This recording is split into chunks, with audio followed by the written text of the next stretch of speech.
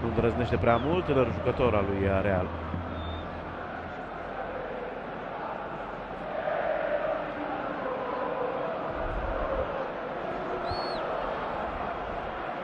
Modric.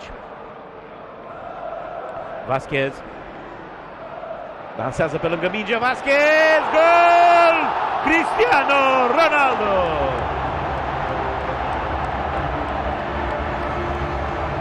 Lucas Vasquez, la prima sa acțiune pe flanc, îl servește ideal pe Ronaldo și portughezul deschide scorul.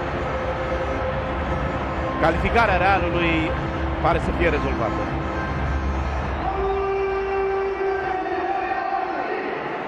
Schimbare extrem de inspirată făcută de Zinedine Zidane.